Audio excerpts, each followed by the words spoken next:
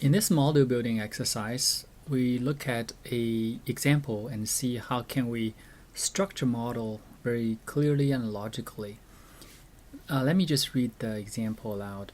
A startup firm has developed a new drug in treating autism in children aged between 0 to 14 in the US. It is estimated that roughly 3% of the children in this age group are diagnosed with this condition every year. This drug is promising in the sense that most patients can be treated in about 6 months, assuming they take one pill a day. So the firm hoped that it can be adopted by 10% of those patients through aggressive marketing efforts. They target the price at $13 per pill. Now we need to develop a model to estimate its annual revenue potential. So they also give some advice, just focus on the new patients and assume for now existing patient will not use this product. Okay, so what do we do here? So let's first give it a title. I would call it Estimating Market Potential. Now, first of all, let's list what do we know.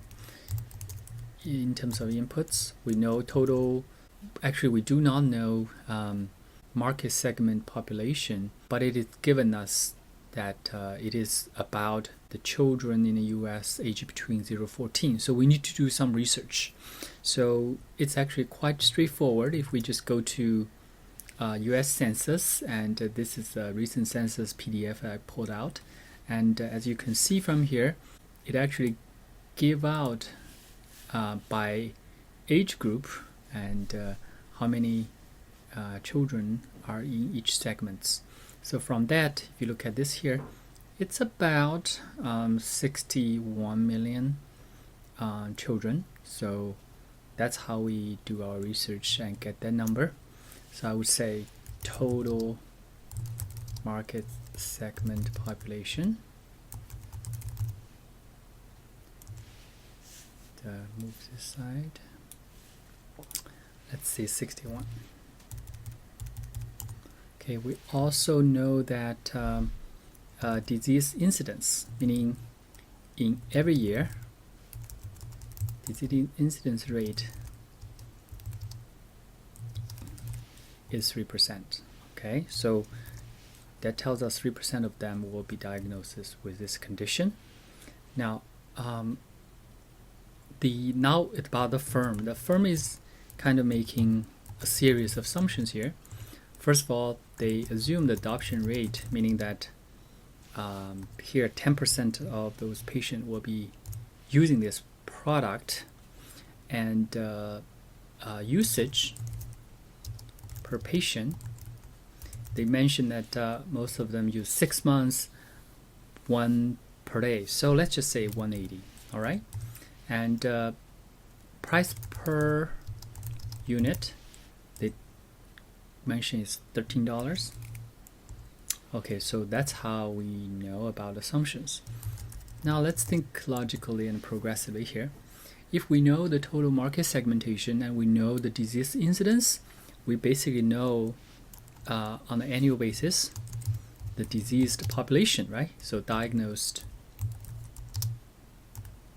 population, which would just be this, the target segmentation size with the incidence. Okay, and now we also know the adoption population, and this is another a fraction of that, so equal to that, and the percentage is 10%, right?